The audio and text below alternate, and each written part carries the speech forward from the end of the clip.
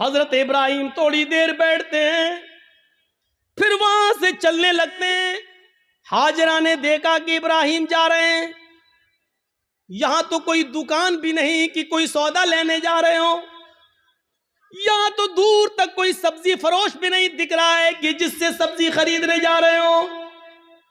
जब उनको जाते हुए देखती हैं, अपने बच्चे को जमीन पर लिटाती है, जमीन पर, और पीछे पीछे चल के कहती हैं, कहां जा रहे हो? इब्राहिम अलैहिस्सलाम ने इस जुमले का जवाब नहीं दिया। कहां जा रहे हो कुछ नहीं बोला, सीधे और आगे बढ़ते हैं। बीवी ने कहा, रे मैं पूछ रही हूं कहां जा रहे हो? इब्राहिम अलैहिस्सलाम ने अभी भी जवाब नहीं दिया। इब्राहिम अलैहिस्सलाम सीधे चले चले जा रहे हैं, पीछे मुड़कर देखने का नाम नहीं लेते। न बीवी को देख रहे हैं, न बच्चे को देख रहे हैं, चले चले जा रहे हैं। हाजरा ने अब पीछे से उनका दामन थामा, पीछे से उनका कुर्ता पकड़ा, पीछे से उनका दामन पकड़कर खींचा और खींच कर कहा, मैं कुछ पूछ रही हूं कि कहां जा रहे हो? हजरत इब्राहिम अलैहिस्सलाम ने ऐसे अपनी बीवी का हाथ पकड़ा और उसको यूं पकड़ के झटक दिया और आगे बढ़ने लगे। तब बीवी चीख कर कहती है, आए इब्राहिम कुछ तो बोलो, क्या मैंने आपकी बीवी होकर आपकी कोई नाफरमानी की है? हक के रिफाकत को अदा करने में मुझसे कोई गुस्ताखी हुई है? मियां बीवी के जो हुकूक होते हैं उसमें कोई हमसे कमी हुई है? खिदमत में कोई कमी हुई है? आपकी सेवा में कुछ कमी हुई है? मुझसे कोई लग़्ज़िश हुई है जो इस बियाबान जंगल में मुझे और इस बच्चे को अकेले छोड़ के जा रहे हो? इब्राहिम अलैहिस्सलाम की आंखों में आंसू आ गए, लेकिन आंसुओं को जमीन पर नहीं गिरने दिया। आंखें चढ़ा ली, नजरें आसमान पे डाली और आंखों से गिरने वाले आंसुओं को आंखों ही में पी गए, उसका एक कतरा भी जमीन पर नहीं गिरने दिया। फिर इसका भी जवाब नहीं दिया, आगे बढ़ते गए। जब इसका भी जवाब नहीं मिला तो हाजरा एक जुमला कहती हैं, ऐ इब्राहिम जा रहे हो तो जाओ, लेकिन ये बताओ कि कब आओगे? इब्राहिम अलैहिस्सलाम के पास इस बात का भी जवाब नहीं, कुछ नहीं बोल रहे हैं। आगे बढ़ते चले जा रहे हैं, खुशी खुशी लाए, अच्छी बातें करते हुए लाए, बीवी से प्यार भरी बातें करते हुए लाए, लेकिन जब जंगल में छोड़ा तो ऐसे पीठ फेर ली जैसे ये मेरी बीवी ही ना हो। जो पूछ रही है उसका भी जवाब नहीं, बीवी के सवाल भी गलत नहीं है, सही कह रही है कि मुझे अकेले, इस बच्चे को अकेले छोड़ के जा रहे हो, और वो भी इस बियाबान जंगल में, लेकिन जवाब नहीं है। आगे और बढ़ते हैं तो लास्ट में बीवी कहती है, हाजरा हाय इब्राहिम जब तुम जवाब ही नहीं दे रहे हो, ये भी नहीं मालूम कि कब आओगे, शाम तक आओगे, कल आओगे, 2 दिन बाद आओगे, 1 हफ्ते के बाद आओगे, 1 महीने के बाद आओगे, 1 साल के बाद आओगे, या आओगे ही नहीं?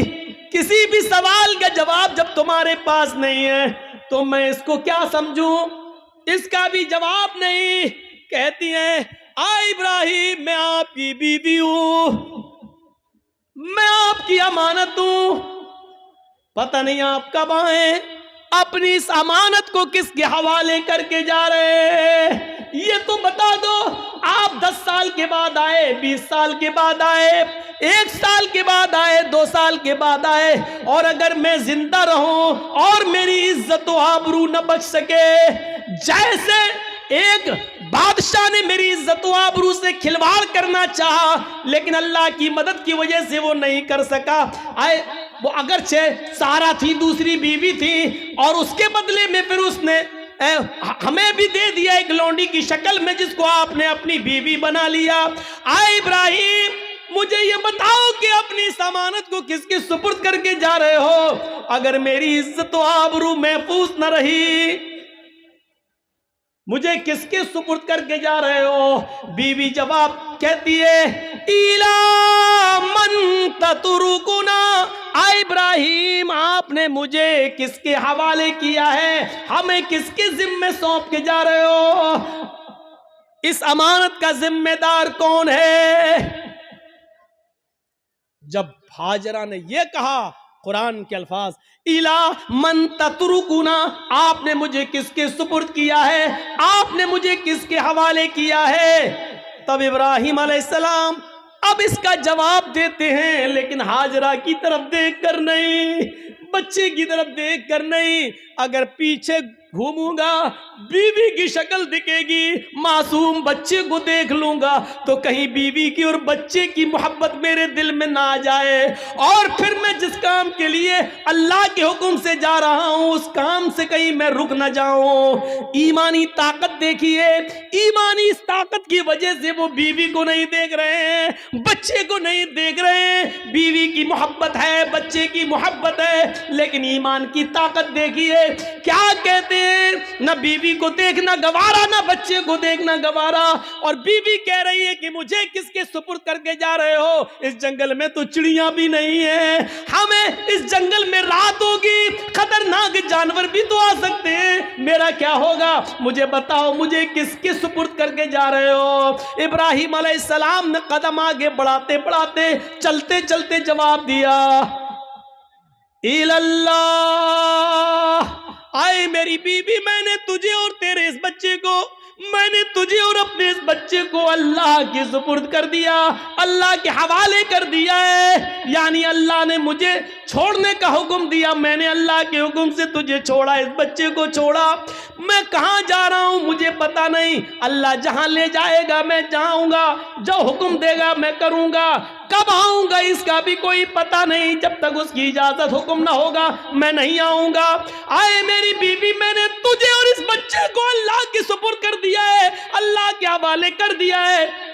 अब इब्राहिम अलैहिस्सलाम की बीवी का भी जवाब सुनो। जब देख लिया कि मेरे शौहर ने मुझे अल्लाह के सुपुर्द कर दिया तो उसके ईमान की कैफियत देखो। अब हाजरा के अंदर भी अल्लाह का नाम सुनकर जो ईमान पैदा हुआ, जो ईमानी ताकत आई, अब वो उस जंगल के खतरों से नहीं डर रही है, उस बियाबान जंगल से नहीं डर रही है, उस जंगल के अंदर रात में कितने खतरनाक जानवर आएंगे उनसे नहीं डर रही है। इब्राहिम से कहती है, जब आपने मुझे अल्लाह के सुपुर्द कर दिया, अल्लाह के हवाले कर दिया, जाइए, अब आपको रुकने की जरूरत नहीं है। इज़न ला युज़िउदल्लाहु अबदा, आए इब्राहिम, मेरी तरफ से और बच्चे की तरफ से बेफिक्र हो जाइए, चिंता मत करिए, घबराइए नहीं, अल्लाह हमको ज़ाये नहीं करेगा, अल्लाह हमको बर्बाद नहीं करेगा, अल्लाह हमारा नुकसान नहीं करेगा, क्योंकि आपने मुझे अल्लाह के हवाले कर दिया है, अल्लाह के सुपुर्द कर दिया है।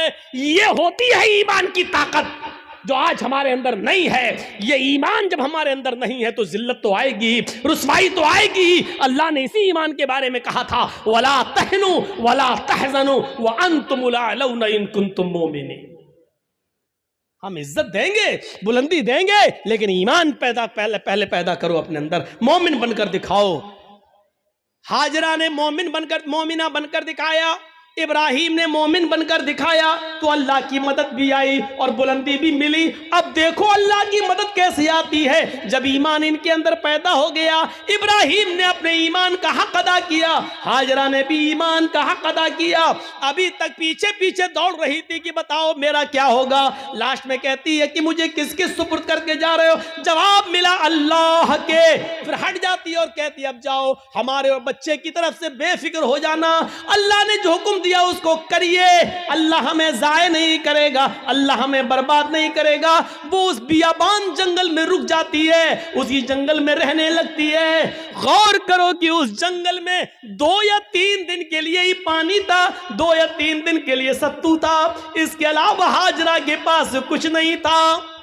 सत्तू खत्म हो जाते हैं, पानी खत्म हो जाता है, कोई काफिला भी वहां से गुजरता नहीं है। क्यों कोई काफिला गुजरेगा? कोई बस्ती भी आबाद नहीं है, दूर दूर तक पानी का पता नहीं है।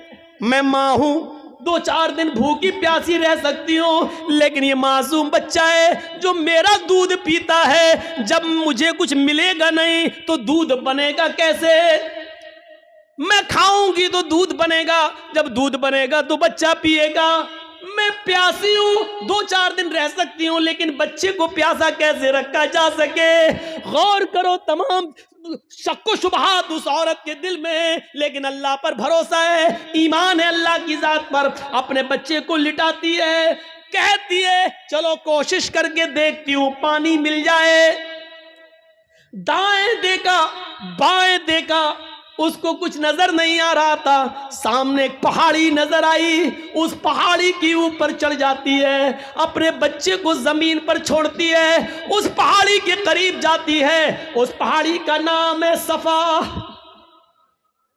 उस पहाड़ी पे चढ़कर, ऊंचाई पे चढ़कर नीचे की तरफ देखती है। हम तो मस्जिद की छतों पे चढ़ के चांद को ऊपर की तरफ देखते हैं, ईद का, बकरीद का चांद। वो ऊंचाई पर चढ़कर नीचे की तरफ देखती है, शायद इस पहाड़ी के नीचे कोई बस्ती रहती हो, कोई गांव हो, कोई अल्लाह के बंदे रहते हो, और मैं उनसे थोड़ा सा पानी मांग लूं बच्चे को पिलाने के लिए। वो जिस उम्मीद के साथ गई, उसकी उम्मीद पूरी नहीं हुई। पहाड़ी पे चढ़ के नीचे देखती है, लेकिन वहां कोई बस्ती नहीं है, कोई आबादी नहीं है, कोई गांव नहीं है। उसने उस बस्ती, उस पहाड़ी पे चढ़ के फिर घूमकर दूसरी तरफ देखती है कि उधर भी एक पहाड़ी नजर आ रही है। चले उस पहाड़ी के ऊपर चढ़ के देखे, शायद उधर पानी मिलता हो, या उस बस्ती के, उस पहाड़ी के नीचे कोई बस्ती आबाद हो। वो वहां से चलती है, कुछ देर रुक के चलती है, स्लो चलती है, और बच्चे की प्यास जब उसके दिमाग में आती है तो थोड़ा सा तेज दौड़ती है, तेज दौड़ती है, फिर थोड़ा सा स्लो होती है। वो 2-3 बार तेज दौड़ती है, 2-3 बार स्लो दौड़ती है। सफा से मरवा जाती है, लेकिन मरवा जाने के बाद भी उसको कोई बस्ती नजर नहीं आती।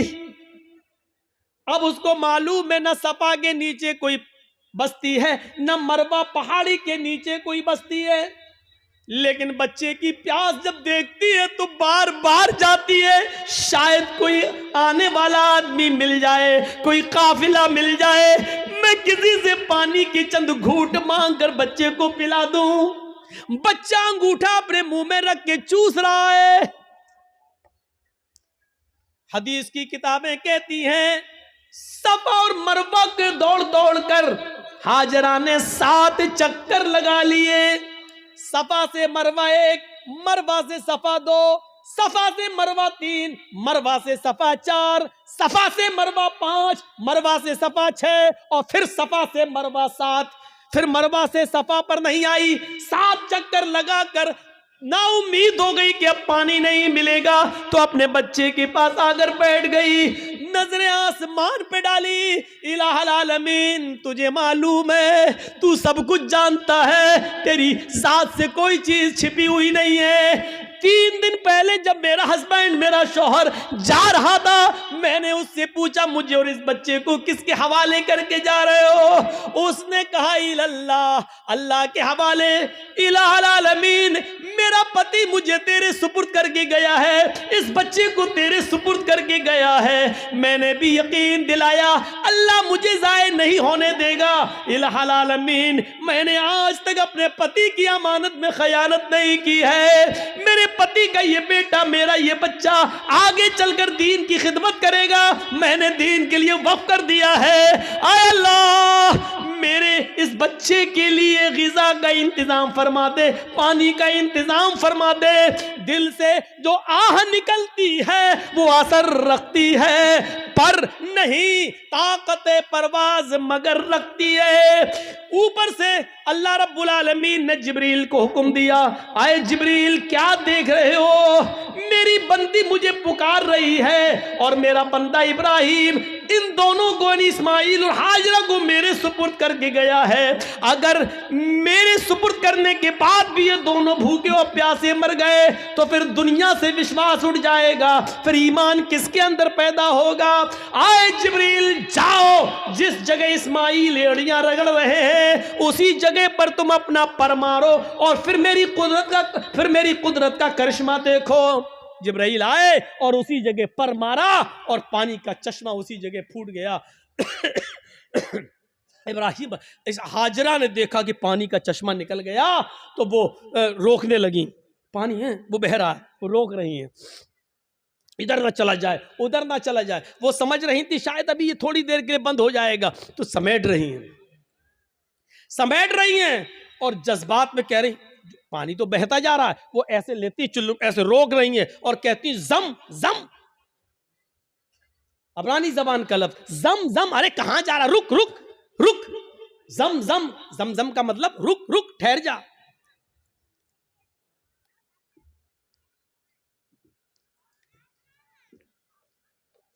ठहर जा, रुक जा, कहां जा रहा, रुक। ये जमजम का लफ्ज भी अल्लाह के रसूल को इतना पसंद आया कि आपने जमजम के लफ्ज को जमजम ही रहने दिया, इसके लिए कोई अरबी का लफ्ज इस्तेमाल नहीं किया। रुक रुक, पानी नहीं रुकता तो उन्होंने मुडेर बांध दी, वही मिट्टी से इकट्ठा करके ऐसे बनाती चली गई, मुडेर बांध दी। अल्लाह के नबी ने एक बार खुतबा दिया था और कहा था अल्लाह हाजरा पर रहम फरमाए, अगर हाजरा ने मुंडेर न बांधी होती तो अल्लाह उस पानी को पूरी दुनिया में फैला देता। और जो चीज़ पूरी आम हो जाए तो उसकी कदर कम हो जाती है। आज देख रहे हो ना, हमारे मुल्क में भी बहुत से लोग एक पानी की पूजा करते हैं, गंगा जल, लेकिन चूंकि वो इतनी ज़्यादा तादाद में है कि अब उसकी कोई कदर नहीं रह गई है। बाकायदा गवर्नमेंट को गंगा की सफाई के लिए पैसा देना पड़ता है और गंगा की सफाई की वजह से सरकारें बदल भी जाती हैं, इसने गंगा का ख्याल नहीं रखा है। और कभी कभी गंगा का नाम लेकर लोग बोर्ड भी मांगते हैं, न मुझे आपने बुलाया है न मैं आया हूँ, मुझे माँ गंगा ने बुलाया है। इस तरीके से लोगों को भावुक करके माँ गंगा को माँ कहकर इस तरीके से लोग उसको नीलाम भी करते हैं। एक तरीके से देखा जाए तो इस तरीके से आज उस पानी की क्या कदर है, लोग उसमें पेशाब भी कर रहे हैं, पायखाना भी कर रहे हैं, लेटरिन भी कर रहे हैं, सब कुछ हो रहा है उसके अंदर है? इसीलिए उसकी सफाई के लिए पैसा मांगा जा रहा है, ये किया जा रहा है, वो किया जा रहा है। लेकिन जमजम को देख लो, आज कितनी कदर की नजरों से देखा जाता है। आज भी सऊदिया में होने के बावजूद भी आप देख लीजिए उस पानी की कैसी कदर है, उस पानी की इज्जत कैसी है। और उस पानी की खुसूसियत यह है कि जो लोग 5 साल पहले हज करके आए हैं और जमजम लेके आए होंगे, आज भी उनके घर में जमजम अगर 5 साल पुराना भी रखा होगा तो उसमें न तो कीड़े पड़े होंगे न जरासीम पड़े होंगे। ये एक कैफियत, ये एक कशिश रखी है अल्लाह रब्बुल आलमीन ने उस पानी के अंदर। ये जीता जागता मौजज़ा, चश्मा जारी हो गया। ईमान था तो अल्लाह ने इज्जत भी दी, ईमान था तो अल्लाह ने बुलंदी भी दी। ईमान की ताकत होनी चाहिए। और इतना ही नहीं, अब आप कहोगे कि हाजरा को इज्जत क्या मिली? इज्जत नहीं मिली। वो हाजरा जो ईमान की ताकत की वजह से इब्राहिम को छोड़ देती है और अपने बच्चे के लिए पानी की तलाश में सफा से मरवा के चक्कर लगाती है। 7 चक्कर लगाए, मैंने कहा था शुरू में, कभी स्लो दौड़ती है, कभी तेज दौड़ती है। अल्लाह के रसूल सल्लल्लाहु अलैहि वसल्लम ने हज का रुकन बना दिया है, सफा और मरवा के चक्कर लगाओ। जब तक तुम सफा और मरवा के चक्कर नहीं लगाओगे न तुम्हारा हज माना जाएगा न तुम्हारा उम्रा माना जाएगा। और औरतों के लिए तो खास कर दिया कि तुम तो सीना तान कर अकड़ कर तेज न दौड़ो क्योंकि तुम्हारी बेपर्दगी होगी। लेकिन हाजरा जहां जहां तेज दौड़ी थी और थोड़ा सा अकड़ के ऐसे दौड़ी थी, अल्लाह के नबी सल्लल्लाहु अलैहि वसल्लम ने मर्दों को हुक्म दे दिया कि जब भी वो सफा से मरवा और मरवा से सफा के चक्कर लगाएं तो जहां हाजरा तेज दौड़ी थी वहां उनको भी तेज दौड़ना है, जहां हाजरा स्लो हुई थी वहां तुम्हें भी स्लो होना है। और हाजरा ने जहां सीना निकाल कर दौड़ लगाई, वहां तुम्हें भी थोड़ा सा सीना निकाला, अब इतना भी नहीं कि गामा पहलवान लगो है, तो जहां थोड़ा सा हल्का था सीना निकाल के चली थी, तुम्हें भी उतना निकाल के चलना है। ये इज्जत दी अल्लाह ताला ने, ये ईमान की ताकत है। ईमान होगा, मोमिन होगे तो हम तुम्हें बुलंदी देंगे। इससे बड़ी एक औरत की इज्जत क्या होगी? किसी भी मजहब के अंदर औरत को यह इज्जत नहीं मिली।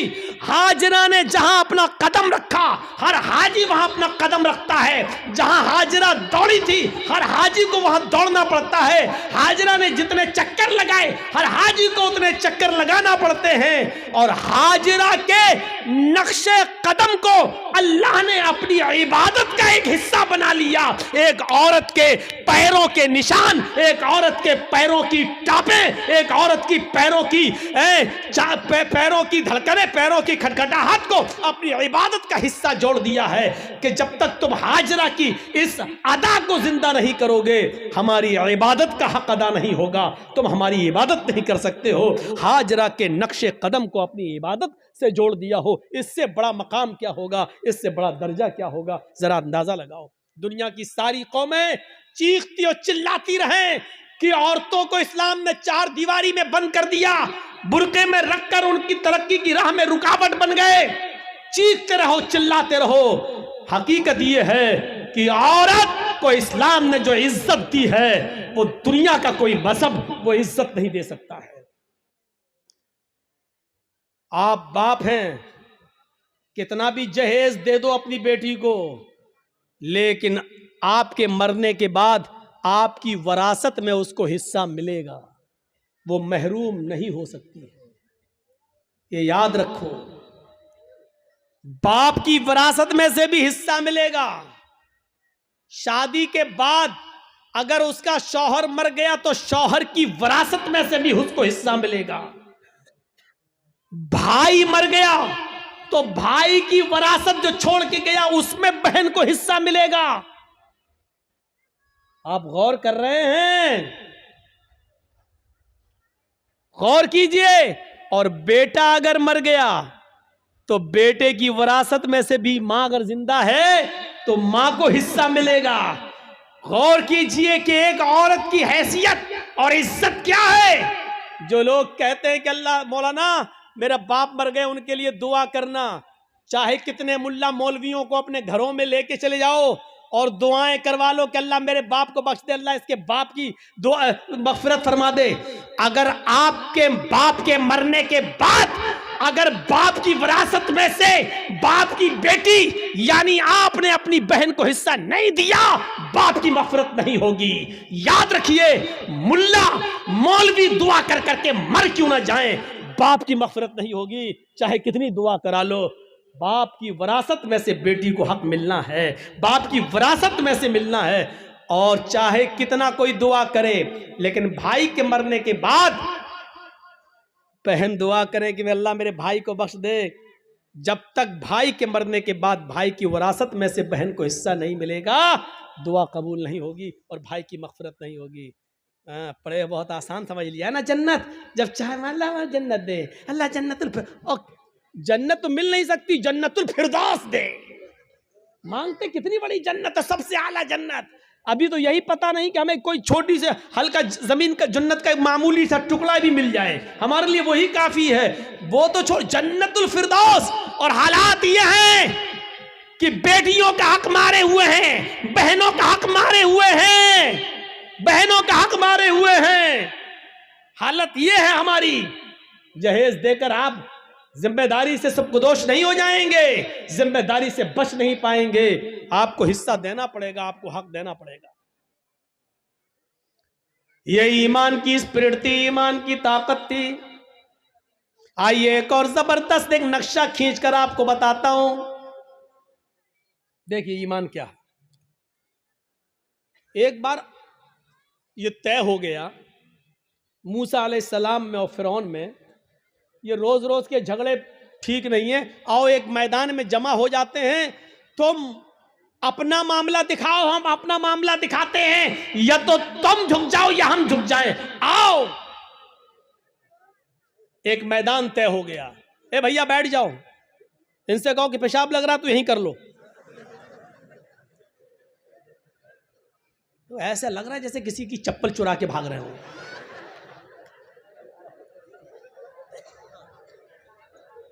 बढ़िया। अब जो वाकया सुनाने जा रहा हूं वो बड़ा जबरदस्त और दिलचस्प वाकया है, उससे बहुत सी चीजें आपको मिलेंगी। ईमान से पहले आदमी का हाल क्या है, लेकिन वहीं पर ईमान की दौलत जब उनको मिल जाए तो उनका हाल क्या होता है। देखिए, फिरौन ने अपने जादूगरों से कहा कि चलो आज मूसा को और मूसा की कौम को पस्त करना है। ऐसा करतब दिखाना, ऐसा तिलसम दिखाना, ऐसा जादू दिखाना कि मूसा और मूसा की कौम भाग जाए। शिकस्त होनी चाहिए। जादूगरों को भरोसा था बिल्कुल। चलो, एक मैदान में जमा हो गए। मूसा अपने चंद साथियों को लेके आए, फिरौन अपना लाव लश्कर लेकर आया। फिरौन के साथ बड़े माहिर जादूगर थे। ये वाकया सुना होगा, लेकिन आज मुझसे सुनो। फिरौन के साथ बड़े माहिर जादूगर थे।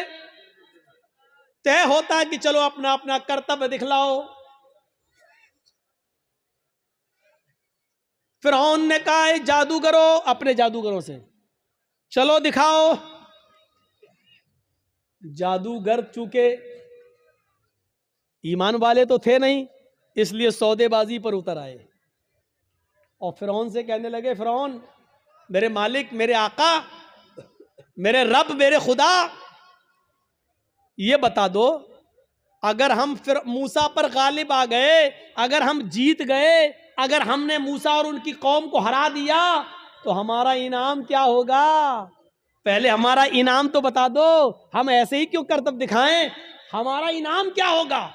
फिरौन ने कहा कि दिखाओ अपना करतब, दिखाओ अपना जादू। तो फिरौन के जादूगरों ने जादू दिखाने से पहले क्या कहा? कुरान उन जादूगरों के अल्फाज को रिकॉर्ड करता है। उन जादूगरों ने फिरौन से कहा, इन्ना लना लाजरन इन कुन्ना नहनुल गालिबीन। ठीक है, हम अभी जादू दिखाते हैं, लेकिन आए फिरौन, ये बताओ, अगर हमने मूसा और मूसा की कौम को हरा दिया और हमारा करतब देखकर, हमारा नाटक देखकर अगर ये सब हार जाओ, भाग जाएं, तो हमारा अज्र क्या होगा? इन्ना लना लाजरन, हमारी मजदूरी क्या होगी? हमारा इनाम क्या होगा? इन कुन्ना नहनुल गालिबीन, अगर हम इनके ऊपर गालिब आ गए तो, अगर हम इनके ऊपर गालिब आ गए तो क्या इनाम होगा? फिरौन ने मुस्कुराते हुए जवाब दिया, इन्नकुम लमिनल मुकर्रबीन, अगर मूसा और मूसा का लश्कर हार गया, शिकस्त फाश दे दी, डर गया और भाग गया, तो तुम, लमिनल मुकर्रबीन का तर्जमा मैं, तुम मेरी कैबिनेट में शामिल हो जाओगे, कैबिनेट मिनिस्टर बन जाओगे। सही तर्जमा ये, तुम मेरे बहुत करीब हो जाओगे। एक चीफ मिनिस्टर होता है, एक प्राइम मिनिस्टर होता है, तो प्राइम मिनिस्टर और चीफ मिनिस्टर का के करीबी लोग कौन होते हैं? जो उसकी कैबिनेट में शामिल होते हैं। जो भी चीफ मिनिस्टर को करना होता है वो अपनी कैबिनेट से मशवरा करता है, प्राइम मिनिस्टर को जो करना होता है वो अपने कैबिनेट से मशवरा करता है। तो हम जो भी कुछ करेंगे तुम्हारे मशवरे से करेंगे, यानी तुम हमारे मुकर्रब हो जाओगे, हम तुम्हें अपनी कैबिनेट में शामिल कर लेंगे। बअल्फाज दीगर हम तुम्हें अपना वजीर बना देंगे, तुम्हें हम अपना मिनिस्टर बना लेंगे, वजीर बना लेंगे, तुम्हारा ये इनाम होगा। अब इतना सा लालच अगर किसी को मिल जाए तो ये तो बहुत बड़ी बात हो गई ना, बहुत बड़ी बात हो गई।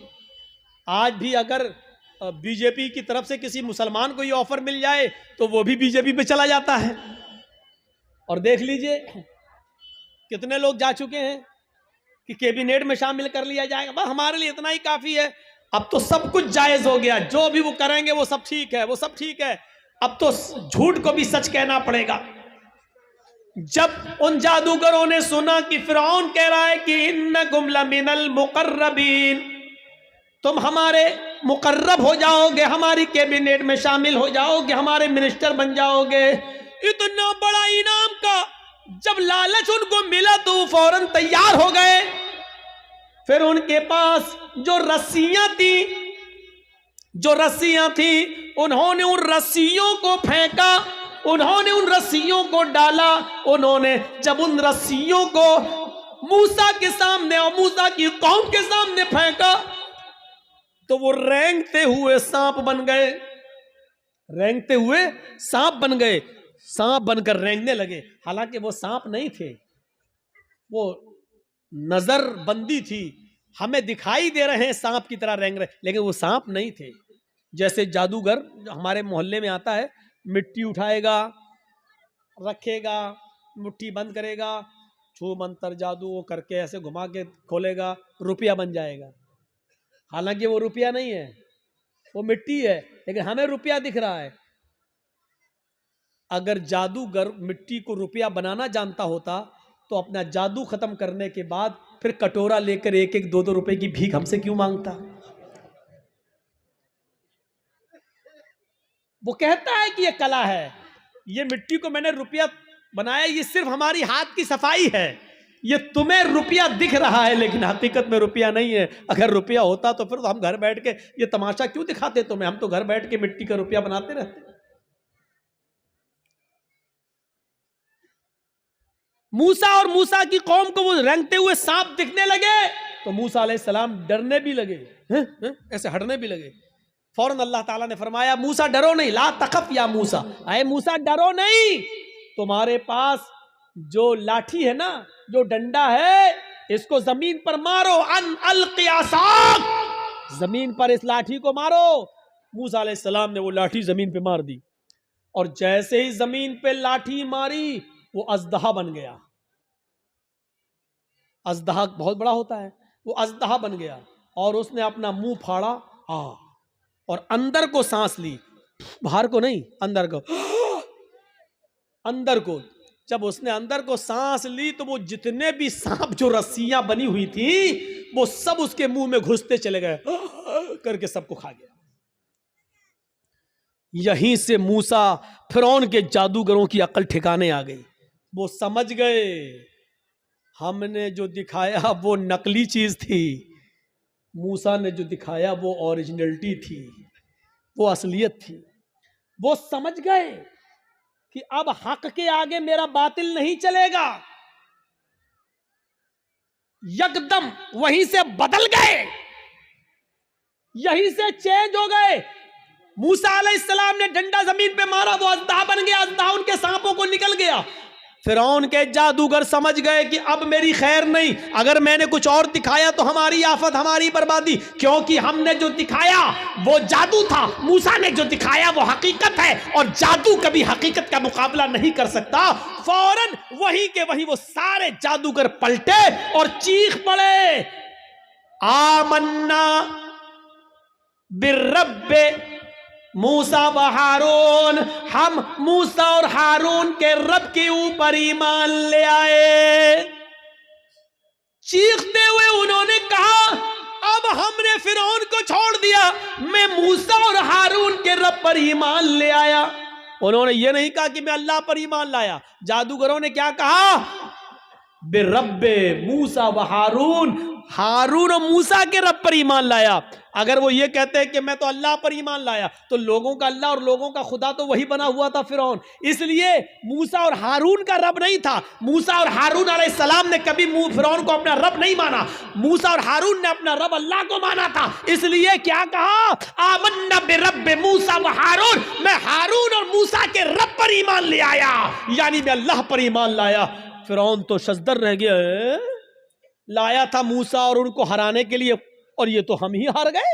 ये सारे जादूगर पलट गए, ये सारे जादूगर उधर चले गए। अभी देखिए, जब तक जादू दिखा रहे थे तब तक वो काफिर थे, लेकिन जब मूसा ने अपना हुनर दिखलाया, मौजिजा दिखलाया, तो वो ईमान ले आए। अब ईमान लाने के बाद ताकत देखिए उनके अंदर वही मौजूद है, अभी हटे नहीं, अभी अपने घर नहीं गए।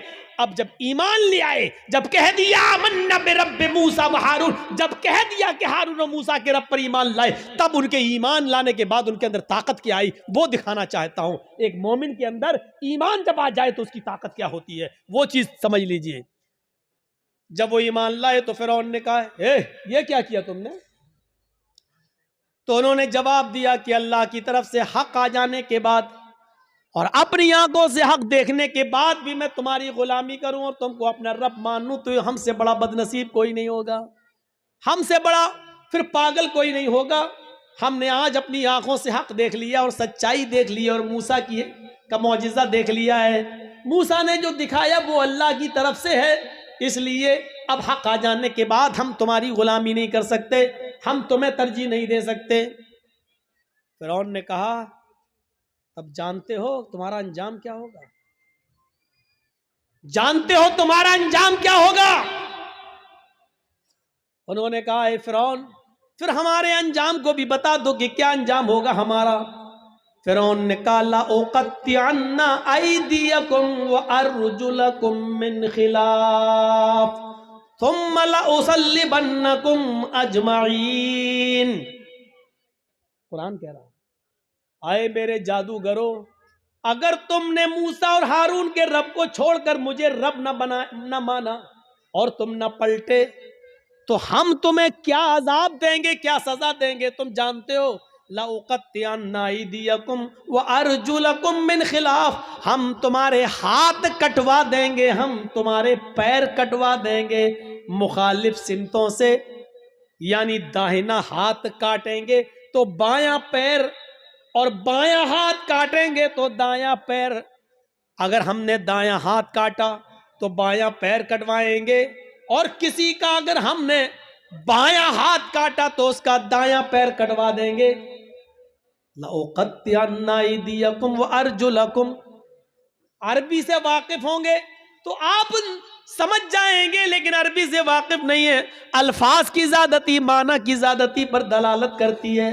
अरबी ज़बान में क़ता यक़ताओ के माना होते हैं काटना, ये इसको कहा जाएगा क़ता, काटना। लेकिन इधर से काटा, इधर से काटा, इधर से काटा, ये काटा, ये काटा, इसको कहा जाता है क़त्ता युक़त्तिउ तक़ती, टुकड़े टुकड़े करना। फिरौन ने ये नहीं कहा था कि हम तुम्हारे हाथ और पैर काट देंगे।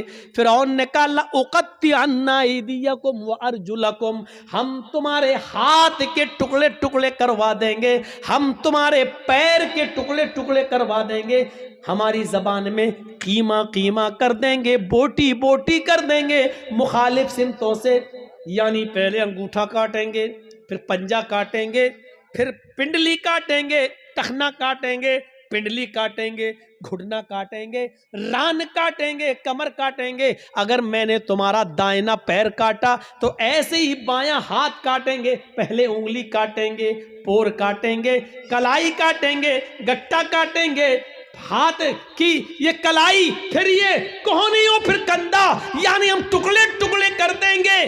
कितनी दर्दनाक सजा, जिंदा आदमी को एक एक हिस्सा काटा जाए। लउक़त्तिअन्ना अयदियकुम व अर्जुलकुम मिन खिलाफ, हम पहले ऐसा करेंगे और ऐसा करने के बाद भी अगर तुम न माने तुम लउसल्लिबन्नकुम अजमईन, तो फांसी का फंदा लगा के फिर हम तुम्हें सूली पे चढ़ा देंगे। अब दो चीजें समझ लो, इतनी बड़ी सजा सुनने के बाद इनका जवाब क्या था। जब काफिर थे, ईमान नहीं लाए थे, फिरौन के साथ आए थे, तब इनकी डिमांड क्या थी, तब इनकी डिमांड क्या थी, इन्ना लना लअजरन, अगर हमने अपना जादू दिखाया और मूसा को हरा दिया तो आप हमें इनाम क्या देंगे। अभी इनाम मांग रहे थे, सोना चांदी दौलत मांग रहे थे, लेकिन ईमान लाने के बाद जब इतनी बड़ी सजा सुनी तो उसके बाद उनका जवाब क्या था। यह है ईमान की ताकत। उनका जवाब यह था फ़क़ज़ी मा अंत क़ाज़िन, फ़क़ज़ी मा अंत क़ाज़िन इन्नमा तक़ज़ी हाज़िहिल हयात दुनिया। आए फिरौन, तुझे जो करना हो कर। फ़क़ज़ी मा अंत क़ाज़िन, आए फिरौन तुझे जो करना हो कर, मेरे साथ, मेरी बॉडी के साथ, मेरे जिस्म के साथ, मेरे पैरों के साथ, मेरे हाथ के साथ, मेरे जिस्म के साथ, जो कुछ भी तू कर सकता है कर ले। इन्नमा तक़ज़ी हाज़िल हयात दुनिया, तू सिर्फ मुझे दुनिया में सजा दे सकता है, सिर्फ दुनिया में मुझे परेशान कर सकता है, सिर्फ दुनिया में तू मेरे ऊपर हुकूमत चला सकता सकता है, सिर्फ दुनिया में तू मुझे सजा दे सकता है, आखिरत में तू हमें सजा नहीं दे सकता है, आखिरत का तू हमारे मालिक नहीं है। जो अभी इनाम मांग रहे थे, ईमान लाने के बाद वो कह रहे हैं जो करना हो कर ले, लेकिन अब हम मूसा और हारून के रब को छोड़ने वाले नहीं हैं। ये है ईमान, ये है ईमान। यहाँ तो हमारा ईमान का बड़ा हाल है, अगर दो चार आदमी हमें पकड़ के बांध दो कर जय श्री राम, तो हम कह भी देंगे अपनी जान बचाने के लिए जय श्री राम। वो एक अलग मसला है कि ऐसे मौके पर नारा लगाना चाहिए या कोई मजबूर करे तो जय श्री राम कह सकते हैं कि नहीं कह सकते हैं, वो एक अलग मसला है। उस मसले में जाएंगे तो रात बीतेगी, क्योंकि फिर दलीलें देना पड़ेंगी और सबूत देना पड़ेंगे। उस तरफ अभी हम नहीं जाना चाहते हैं मेरे भाइयों, ये एक अलग मसला है। लेकिन जरा सोचो कि आज हमारा ईमान क्या है और उनका ईमान क्या था। जो अभी इनाम मांग रहे थे वो अब कह रहे हैं कि सजा भी दे दो, लेकिन हम अब ईमान से फिरने वाले नहीं है। ये होता है ईमान, ये होता है ईमान। अरे हम ईमान के लिए और इस्लाम के लिए अपनी जान की कुर्बानियां क्या देंगे। हम तो अपने मुआशरे में और अपनी समाज में फैली हुई बुरी बिदअतों को भी छोड़ने के लिए तैयार नहीं हैं। हमारे बाप दादा जो करते आए हैं वही हम करेंगे, हमारे बाप दादा जो करते आए वही करेंगे। ये नए मुल्ला मौलवी जब से पैदा हो गए तब से ये नए नए मसले बताने लगे हैं। ये सूरत हाल आज हमारे दरमियान आ गई है, ये सूरत हाल आज हमारे दरमियान चली हुई है। कोई चीज हमारी मस्जिद में आज हो रही है, बंद हो जाती है, फिर दोबारा चालू हो जाती है। हम अपने बाप दादा की राइज करदा बिदअतों को हम खत्म नहीं कर पा रहे हैं। ईमान और इस्लाम के लिए हम अपनी जान क्या कुर्बान करेंगे, हम क्या छोड़ेंगे। हजरत हाजरा की तरह अपने शौहर को कौन औरत छोड़ने के लिए तैयार होगी, और कौन आदमी ऐसा होगा जो अपने बच्चे को इस्माइल की तरह छोड़कर चला जाए और फिर पलट कर भी ना देखे। हम भी जाते हैं तो एक उम्मीद होती है कि चलो बीवी सऊदीया जा रहे हैं, इस बच्चे ही के लिए तो जा रहे हैं, तुम्हारे लिए तो जा रहे हैं, लेकिन 1 साल के बाद आ जाएंगे, 2 साल के बाद आ जाएंगे। लेकिन वो भी घर में सारा इंतजाम करने के बाद आप जाते हैं और सऊदी जाने के बाद पैसे वगैरह भेजते रहते हैं। यहाँ तो कुछ नहीं है, अंधेरी रात में क्या होगा, सत्तू और पानी के अलावा कुछ नहीं है। वो भी 2 दिन के लिए बाद क्या होगा, मेरी बीवी क्या करेगी, मेरा बच्चा क्या करेगा। जरा तसव्वुर कीजिए इस पोजीशन में अपनी बीवी और बच्चे को छोड़ना। हम तो अपनी बिदअतों को कुर्बान नहीं कर पा रहे हैं, नहीं छोड़ पा रहे हैं। हमारे बाप दादा जो करते चले आ रहे हैं वो हम करते रहेंगे। वही बात लौट फिर के आती रहती है कि मौलाना साहब क्या किया जाए। मस्जिद में फर्ज नमाज के बाद इमाम के साथ दुआ मांगना कैसा है, कब्रिस्तान में दुआ करना कैसा है, किसी आदमी के मर जाने के बाद किसी मौलाना के साथ उसके घर पे जाकर भोज खाने के बाद दुआ करना उसकी मग़फ़िरत की, ये कैसा है। वही पुराने घिसे पिटे सवाल जो हम 15-20 साल से इन इलाकों में आके बोलते जा रहे हैं, वही सवाल, और आज तक हम उनको खत्म करने के लिए तैयार नहीं होते हैं। ये हमारी बेशर्मी का हाल है, ये हमारी बेशर्मी का हाल है। मेरे भाइयों, आज फिर एक बात को जहन में बिठा लो, दुआ करना गलत नहीं है। एक बात फिर जहन में रख लो, दुआ एक इबादत है, और इबादत वैसे की जाएगी जैसे जनाब मोहम्मद रसूलुल्लाह ने बताई है। इबादत मोहल्ले के सरदार के तरीके पर नहीं की जाएगी, इबादत मौलवी जर्जीज के तरीके पर नहीं की जाएगी, इबादत मस्जिद के इमाम के तरीके पर नहीं की जाएगी। मस्जिद का इमाम कुरान और हदीस बता सकता है, लेकिन मौलवी के तरीके पर इबादत नहीं की जाएगी। इस बात को आप हमेशा जहन में रखिए। दुआ मुख्कुल इबादा, दुआ इबादत का मग़ज़ है। दुआ के लिए आपको कोई मना नहीं करता है। दुआ जहां अल्लाह के रसूल ने हाथ उठाकर की है आप करिए, कोई मना नहीं करता है। दुआ जहां हाथ उठाकर नहीं की है वहां आप हाथ उठाकर करेंगे तो वहां हम मना करेंगे, इसलिए कि हाथ उठाना साबित नहीं है। मसलन लैट्रीन में जाने की दुआ है, अब आप लैट्रीन में घुस के पढ़िए हाथ उठा के, अल्लाहुम्मा इन्नी औज़ु बिका मिनल खुब्स वल खबाइस। अब बैठिए, बैठिए, दुआ है, क्यों हाथ नहीं उठाया।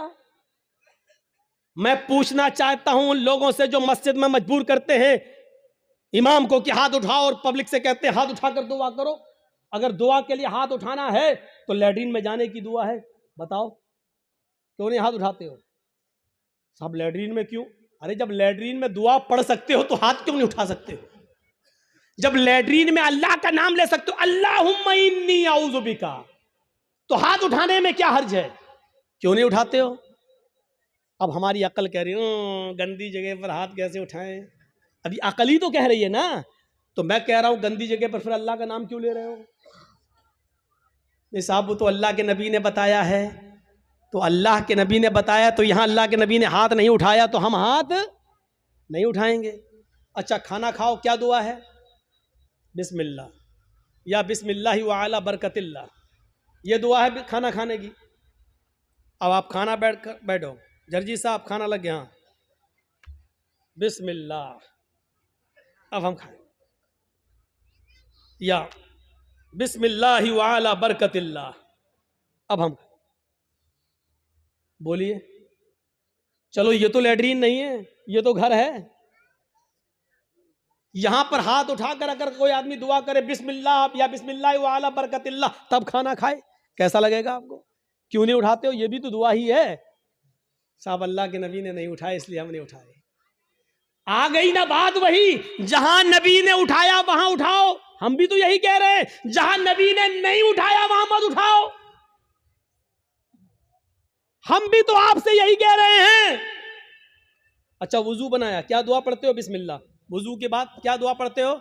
अशहदु अल्ला इलाहा इल्लल्लाह व अशहदु अन्ना मुहम्मदन अब्दुहु व रसूलुहु अल्लाहुम्मा जअलनी मिनत तव्वाबीन व जअलनी मिनल मुततहिरीन, यही दुआ तो पढ़ते हो। अच्छा, वुजू बनाने के बाद किसी को देखा, पैर धुलने के बाद आया हो, किबले की तरफ मुंह करके अशहदु अल्ला इलाहा इल्लल्लाह वहदहु ला शरीका लहु व अशहदु अन्ना मुहम्मदन अब्दुहु व रसूलुहु अल्लाहुम्मा जअलनी मिनत तव्वाबीन व जअलनी मिनल मुततहिरीन। मैं पूछना चाहता हूं क्यों नहीं पढ़ हाथ उठाते हो? यहां वुजू के बाद की दुआ है, हाथ उठाना साबित नहीं है। अजान के बाद की दुआ है, अल्लाहुम्मा रब्बा हाज़िहि दावति ताम्मा व सलातिल काइमा आति मुहम्मदनिल वसीला वल फजीला, लेकिन हाथ उठाना साबित नहीं है। चांद देखकर दुआ मांगना साबित है, चांद देखकर दुआ मांगी जाए, लेकिन हाथ उठाना साबित नहीं है। इसी तरीके से कब्रिस्तान में जाकर दुआ करना जायज है। अल्लाह के नबी ने फरमाया इस्तगफिरू लिअखीकुम, अपने भाई के लिए दुआ करो। हर आदमी को मिट्टी देने के बाद अपने भाई के लिए दुआ करना चाहिए, लेकिन यहां हाथ उठाना साबित नहीं है। जैसे इन जगहों पर हाथ उठाना साबित नहीं है, ऐसे ही कब्रिस्तान में भी हाथ उठाकर दुआ करना साबित नहीं। या है तो हमें बताओ कहां है? नहीं साहब, उठा लें तो हर्ज क्या है? अब इसका जवाब सुनो। अरे हमने हाथ उठाकर दुआ कर ली तो हर्ज क्या है? तो अब मुझे जवाब दो, लैट्रिन में हमने कह दिया हाथ उठाकर अल्लाहुम्मा इन्नी औज़ु बिका मिनल खुब्ज़ि वल खबाइस, तो हर्ज क्या है? मुझे इतना बता दो।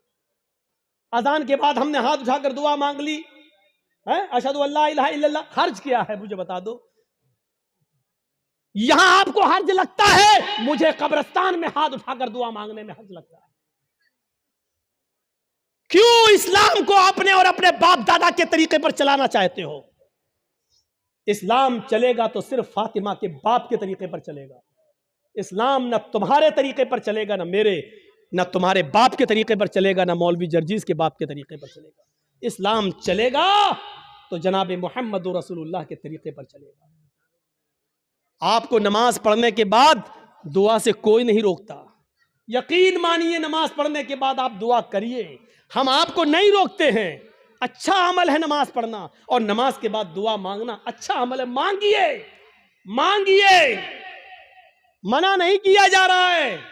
लेकिन यहां अल्लाह के रसूल से हाथ उठाकर दुआ मांगना, और नबी के हाथ उठाने के बाद सहाबा का हाथ उठाना, और नबी का हाथ चेहरे पर फेर कर पहनना, और उसके बाद सहाबा का भी हाथ चेहरे पर फेर लेना, नबी का दुआ मांगना और सहाबा का उस दुआ पर आमीन आमीन कहना, यहां नमाज के बाद साबित नहीं है। इसलिए आपको भी ऐसा नहीं करना है। अकेले आप जितनी लंबी दुआ मांगना चाहे मांगे।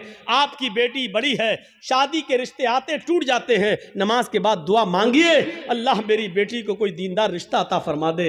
आपकी रोजी रोटी में बरकत नहीं, अल्लाह मुझे मेरी रोजी रोटी में बरकत दे। आपको जितनी दुआ मांगना मांगो, ये 2 मिनट वाली दुआ को रस्म मत बनाओ मेरे भाई। इमाम साहब ने कहा अस्सलाम वालेकुम बरहमतुल्लाह, अस्सलाम वालेकुम बरहमतुल्लाह, अल्लाहुम्मा आमीन, आमीन, पीछे कर आमीन आमीन आमीन आमीन। अबे ये कौन सी दुआ है? और 2 मिनट में ला इलाहा इल्लल्लाह मुहम्मदुर रसूलुल्लाह, 2 मिनट में तेरी भी जरूरत पूरी हो गई, 2 मिनट में उसकी भी हो गई। वहां इमाम कह रहा अल्लाह मेरी रोजी रोटी में बरकत दे, आप कह रहे हैं आमीन। अरे फायदा तो इमाम का हो रहा, आपका क्या हो रहा है मुझे बताओ? वो इमाम तो अपनी दुआ कर रहा है, हैं?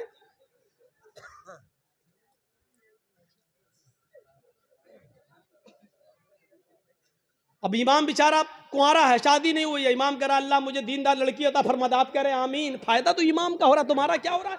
अरे इमाम अपनी दुआ मांगे, तुम अपनी दुआ मांगो यार। इमाम की अपनी जरूरतें हैं, तुम्हारी अपनी जरूरतें हैं। इमाम का बेटा बीमार है, उसके पेट में दर्द है, वो कह रहा अल्लाह मेरे बेटे को शिफा अता फरमा। अरे तुम्हारे बाप को कैंसर है, तुम अपनी दुआ मांगो अल्लाह मेरे बाप को कैंसर है, अल्लाह मेरे बाप को शिफाए कामिला और आजिला अता फरमा। अरे इमाम के साथ साथ तेरे आमीन कहने से मखसूस दुआएं हो रही हैं। इमाम तेरे लिए दुआ नहीं कर रहा है, और तुम जो आमीन आमीन कह रहे हो उसमें तुम्हारे लिए दुआओं पे आमीन नहीं कही जा रही है। अरे तुम अपनी दुआ मांगो, इमाम की जरूरत 2 मिनट में पूरी हो रही है, तुम्हें कुछ ज्यादा मांगना तुम ज्यादा मांगो। ये क्या दुआ है कि जब इमाम की सारी जरूरतें पूरी हो रही हैं उसी वक्त तुम्हारी भी हो रही हैं। 2 मिनट में तुम्हारी भी दुआ हो गई, उसकी भी दुआ हो गई। अब हमने कुछ और मांगना था, लेकिन अब हम नहीं मांग पा रहे हैं क्योंकि इमाम ने हाथ फेर लिया, हमें भी फेरना पड़ रहा है? अब हमें कुछ और मांगना है। मेरी बीवी हमें कुछ समझती ही नहीं है, अब अल्लाह मेरी बीवी को मेरा फर्मा बरदार बना दे। अब इमाम तो हाथ फेर चुके हैं, अब कैसे दुआ मांगे? अब मांगना चाह रहे हैं लेकिन हाथ गिर भी नहीं रहे, लेकिन मजबूरी में फेरना पड़ रहा है। अब फेरना पड़ा, अब मुंह में कहना पड़ रहा अल्लाह मेरी बीवी को हिदायत दे। इसको आदत मत बनाइए मेरे भाई। दुआ को हम मना नहीं कर रहे हैं, नमाज के बाद भी दुआ को मना नहीं कर रहे हैं। दुआ को हम सिर्फ इसलिए मना कर रहे हैं कि सलाम फेरने के बाद आदमी आज़ाद हो गया है। वो अपनी दुआ मांगे, आप अपनी दुआ मांगिए। वो 2 मिनट मांगो, 5 मिनट मांगो, 10 मिनट मांगो, 15 मिनट मांगो, आधा घंटा मांगो। और दुआ तो मेरे भाइयों मजमे में है, सही बताऊं तो दुआ का हक अदा ही नहीं होता है। दुआ का हक अदा तो तन्हाई में होता है, जब कोई ना देख रहा हो, 2 रकात नमाज पढ़ के अपने आप को सबसे छिपा कर, रो रो कर, आंखों से आंसू बहा बहा कर दुआ की जाए, तब दुआ का मजा कुछ और है। मेरे भाइयों ये दुआ का मजाक है। अल्लाह गांव में बहुत ज़्यादा लफड़ा, अल्लाह मेरे गांव में बरकत दे, अल्लाह मेरे चौधरी को समझा दे, अल्लाह मेरे ये आमीन आमीन मोहम्मद रसूलुल्लाह। ये दुआ का मजाक है यार, मत बनाओ मजाक। इतना मजाक दुआ का कभी नहीं बनाया गया जितना हम दुआ का मजाक बना रहे हैं। हाथ उठाकर भी मांग सकते हो, लेकिन अकेले तन्हा। कब्रिस्तान में दुआ मांगने का हुक्म है और हर शख्स को दुआ मांगना चाहिए, लेकिन वहां हाथ उठाना साबित नहीं है। वहां सिर्फ हुक्म यह इस्तगफिरू लिअखीकुम, अपने भाई के लिए दुआ करो, सिर्फ दुआ है। अगर हाथ उठाना होता तो अल्लाह के नबी कहते हैं अपने भाई के लिए दोनों हाथ उठाकर दुआ करो। और यह आता कि अल्लाह के रसूल ने फला फला के दफनाने के बाद आपने दोनों हाथ उठाकर दुआ की है, आता हदीस में, लेकिन हदीस की किसी किताब में नहीं आया अल्लाह के रसूल ने किसी भी सहाबी को दफन करने के बाद अपने हाथों को उठाकर दुआ की हो, कहीं नहीं आता है। हाँ ये आया कि अल्लाह के रसूल ने कब्र में सहाबी को दफन करने के बाद सहाबा से फरमाया इस्तगफिरू लिअखीकुम, अपने भाई के लिए दुआ करो। आप चाहते तो कह सकते थे मैं दुआ कर रहा हूं, आप लोग आमीन आमीन बोलो, अल्लाह जिसका इंतकाल हुआ उसके रूह को आला इल्लीन के अंदर जगह अता फरमा, अल्लाह उसके पसमानदगान को सब्र जमील अता फरमा। आप चाहते तो कब्रिस्तान में सब दुआ कर सकते थे, लेकिन आपने न की ऐसे और न लोगों ने आमीन कहा, बल्कि आपने सबको हुक्म दिया कि तुम अपने भाई के लिए दुआ करो, यानी तुम अपनी दुआ करो, हम अपनी दुआ कर रहे हैं। दुआ सब करें लेकिन अलग अलग करें, और हाथ उठाना यहां साबित नहीं है, इसलिए हाथ ना उठाया जाए। सीधी सी बात है। अब फिर हुक्म यह है कि आप किसी भी मैयत के लिए कभी भी किसी भी वक्त दुआ कर सकते हैं, लेकिन चंद लोगों को इकट्ठा करके मैयत के घर जाकर उसको सब्र की तलकीन करने के बाद, भोज वोज खाने के बाद या दुआ करने के बाद भोज खिलाया जाता है, मुझे नहीं मालूम आपके यहाँ क्या होता है। और वहाँ घर पे जाने के बाद फिर इमाम साहब दुआ करते हैं और उस घर के सब लोग आमीन आमीन कहते हैं। मेरे भाइयों, बिदात है, बिदात है, बिदात है। इस बुरी रस्म को बंद करिए, इस नौटंकी को बंद कीजिए। मैं इसको नौटंकी कहता हूं। इस नौटंकी को बंद कीजिए, दुआ आप कीजिए। अरे बीवी, अगर शौहर मर गया है तो बीवी शौहर के लिए दुआ करे, बाप मर गया तो बेटा शौहर अपने बाप के लिए दुआ करे। अरे सदका जारिया सबसे बेहतर यही है कि बेटा अपने बाप को अपनी दुआओं में याद रखे, कुछ दुआएं अपने लिए मांगे, फिर कहे अल्लाह मेरे वालिद को की कब्र को नूर से भर दे, अल्लाह मेरे वालिद की मग़फ़िरत फरमा, अल्लाह मेरे माँ बाप के गुनाह को की बख्शिश फरमा, अल्लाह उनकी लग़्ज़िशों को माफ़ फरमा दे, अल्लाह तो उनको जन्नतुल फिरदौस में जगह अता फरमा। ये है दुआ। बीवी शौहर के लिए दुआ करे, बेटा बाप के लिए करे, बाप बेटे के लिए करे, भाई बहन के लिए करे, बहन भाई के लिए करे। किसने मना किया है? आप जा रहे हैं कब्रिस्तान, जाइए, रोज जाकर दुआ करिए, कौन मना कर रहा है? हफ्ते में एक दिन जाकर दुआ कीजिए, कौन मना कर रहा है? महीने में एक दिन जाइए और अपने बाप के लिए हाथ उठाकर नहीं, हाथ छोड़कर कब्र पर खड़े होकर कब्र के पास दुआ मांगी, कौन रोकता है? नहीं। लेकिन आप पूरे साल ना जाएं, सिर्फ ईद के दिन ईद की नमाज पढ़ने के बाद कब्र पे जाकर दुआ मांगे और इसको मामूल बना लें, ये गलत है। आप किसी दिन को मुतय्यन करके दुआ करेंगे तो वही चीज बिदअत हो जाती है। आप आज मांग लीजिए, कल मांगिए, 2-4 दिन बाद मांग लीजिए, मुतय्यन मत करिए, रोज दुआ मांगिए कब्र पे जाके, कोई मना नहीं करता है। और कब्र पे जाके दुआ इसलिए मांगने जाइए आप कि वहां जाएंगे तो आपको अपनी मौत याद आएगी, वरना दुआ मांगने के लिए कब्र पे जाना जरूरी नहीं है। दुआ के लिए आप अपने घर से भी दुआ कर सकते हैं। मेरे भाइयों, मेरे बाप इटावा में हैं और मेरे पास फ़ोन आ जाए और वो बीमार, मैं इस जलसे में भी दुआ कर सकता हूँ। आपके डिस्ट्रिक्ट मालदा में रहकर क्या मेरे लिए दुआ करो। आप आपसे भी कह सकते हैं कि मेरे वालिद के लिए दुआ करो कि अल्लाह ताला में जर्जी साहब के वालिद को शिफाए कामिला और आजिला अता फरमाए। कोई बुराई की बात नहीं है। दुआ के लिए किसी के घर जाकर ही दुआ की जाए या कब्रिस्तान जाकर दुआ की जाए, ये ज़रूरी नहीं है। लेकिन अगर आप जाएंगे तो आपको अपनी मौत भी याद आएगी कि एक दिन हमको भी इस जगह आना है, इसलिए आप अगर जाते हैं तो ठीक है। इसी तरीके से मेरे भाइयों, याद रखिएगा, कोई भी काम हो अगर शरीयत की रोशनी में ठीक है तो करेगा। बहुत से लोग क्या करते हैं,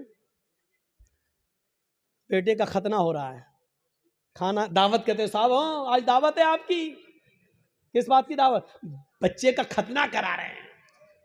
याद रखना, इस्लाम के अंदर सिर्फ 2 ही खाने को जायज करार दिया और उसका हुक्म है, एक वलीमा, शादी के बाद बीवी जब घर पे आए तो उस बीवी के साथ एक रात गुजारने के बाद दूसरे दिन वलीमा करना। बहुत से लोग ये कहते हैं कि बीवी के साथ जब तक मुजामियत या हमबिस्तरी न कर ली जाए वलीमा नहीं। बीवी आ गई, रात आप उसके साथ बैठ गए, 2-4 गुफ्तगू हो गई, बातें हो गई, बस हो गया। उसके बाद सुबह होकर आप वलीमा कर सकते हैं, जायज़ है आपके लिए। अगर सोहबत और हमबिस्तरी हो जाए तो और अच्छी बात है, ठीक है। उसके बाद दुआ करिए और वलीमा करिए, ठीक। एक तो वलीमा सुन्नत है। दूसरी बात सुन लीजिए, लड़की वाले के यहाँ खाने का कोई सबूत नहीं है। जिसको चोर और डाकू बन के जाना हो वो जाए।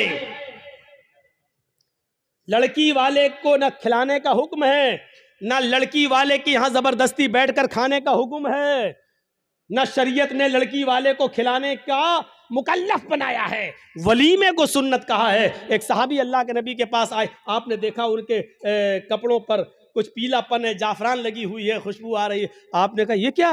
कहा अल्लाह के नबी शादी कर ली। अच्छा, सैयबा से या बाकिरा से, कुंवारी या शादीशुदा थी, तलाकशुदा? कहा अल्लाह के नबी बाकिरा तो नहीं है, कुंवारी, लेकिन हाँ एक बेवा से शादी की जिसका शौहर इंतकाल हो चुका। ऐसा क्यों किया? कुंवारी से शादी करते। कहा अल्लाह के नबी मेरे माँ बाप का इंतकाल हो चुका है और वो इस दुनिया में नहीं है। मेरी छोटी छोटी बहनें हैं, मेरी छोटी छोटी बहनें हैं।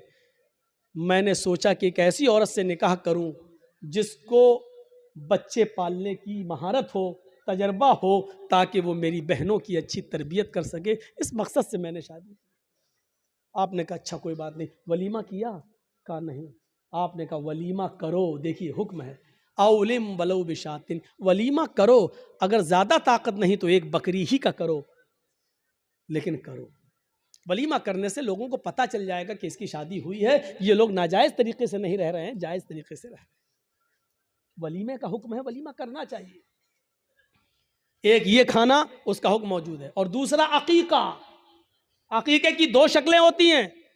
दो शक्लें ये हैं कि 7वें दिन जब आप बच्चे का अकीका करें तो मोहल्ले के लोगों को आप बुलाकर अपने घर खिला भी सकते हैं, लेकिन मोहल्ले वालों को बुलाने के साथ साथ गरीबों का ख्याल रखा जाए। ऐसा ना हो कि सिर्फ अमीर आए और गरीबों को नज़रअंदाज कर दिया जाए, क्योंकि गरीबों का हक ज़्यादा है इसमें। गरीब और मिस्कीन ढूंढे जाएं, कौन है ज़रूरतमंद, उनकी दावत दी जाए। एक तो ये तरीका है। और दूसरा तरीका अकीके का ये है कि अगर आप सबको बुलाकर अपने घर नहीं खिलाना चाहते हैं तो अगर लड़की है तो एक बकरी, लड़का है तो 2 जानवर ज़िबा करके उसका गोश्त गरीबों, मिस्कीनों में और मोहल्ले के लोगों में तकसीम कर दिया जाए, तब भी आपका अकीका हो जाएगा।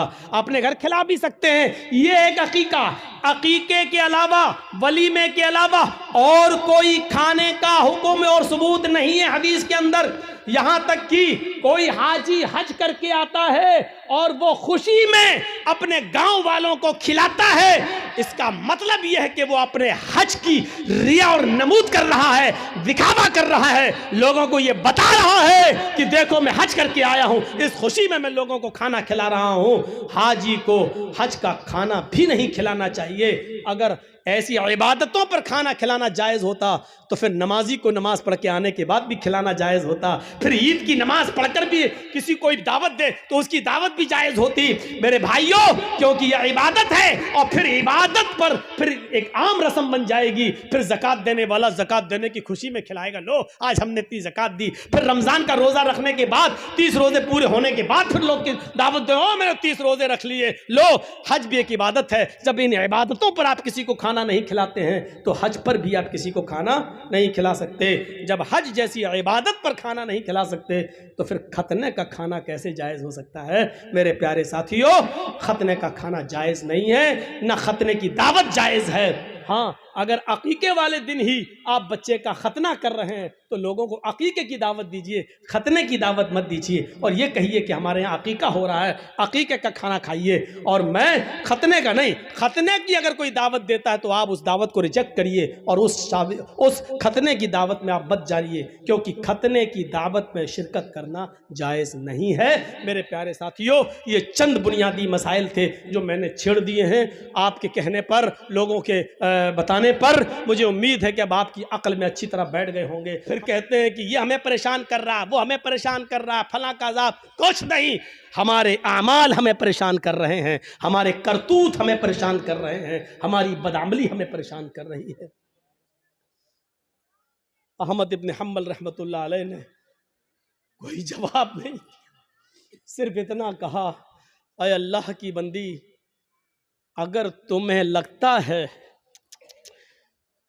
तुम उससे मांगने तो नहीं गई हो, तुमने चोरी तो नहीं की है, अगर उसके आंगन में रोशनी जल रही है और वो तुम्हारे आंगन में आ रही है तो मेरे हिसाब से, इमाम अहमद इब्न हम्बल ने कहा, उस रोशनी में, चिराग की उस रोशनी में अगर तुम सूत काट लेती हो तो मेरे हिसाब से कोई गलत तो नहीं है, लेकिन फिर भी अगर तुम परहेज करो और बचो तो ये तुम्हारे लिए ज़्यादा बेहतर है। ये अहमद इब्न हम्बल का जवाब, जबकि चोरी नहीं थी, वो जला रहा है, दरवाज़ा नहीं है, आंगन से आंगन मिला हुआ है और उसके आंगन से उस चिराग की रोशनी यहाँ आ रही है, तो इसमें भाई आप ये लाइट जल रही है, अब इधर रोशनी जा रही है तो उस आदमी का क्या कसूर है? तुम अगर चाहते हो कि मेरी रोशनी मेरे घर तक रहे तो तुम्हें अपने घर का इंतजाम करना है, लेकिन अगर आपके घर की रोशनी और आपके बल्ब की रोशनी मेरे घर आ रही है और आप ये कहें कि अपना मेरी रोशनी तेरे घर क्यों आ रही है, हट अपना घर तोड़, तो आप गलत है ना।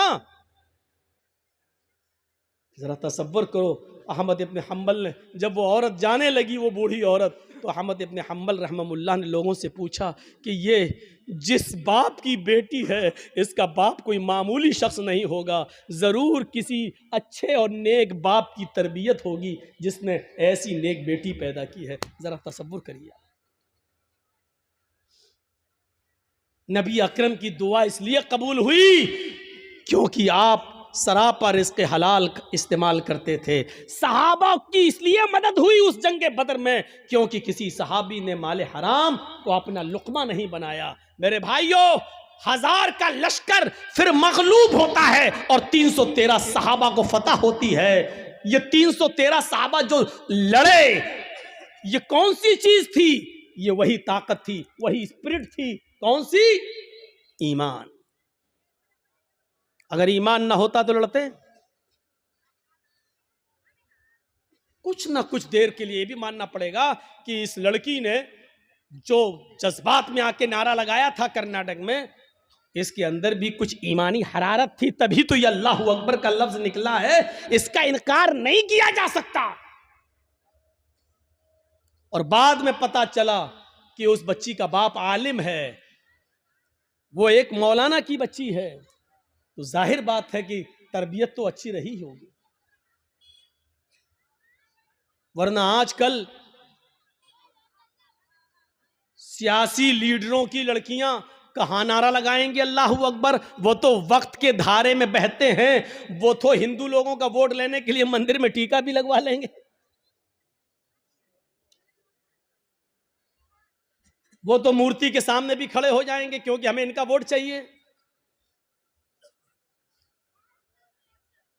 तो तरबियत का भी फर्क होता है।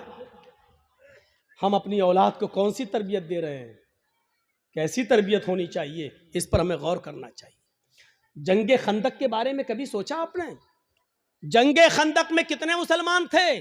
आपसे अगर सवाल करें तो शायद बहुत कम लोगों को मालूम हो। सिर्फ 3000 सहाबा,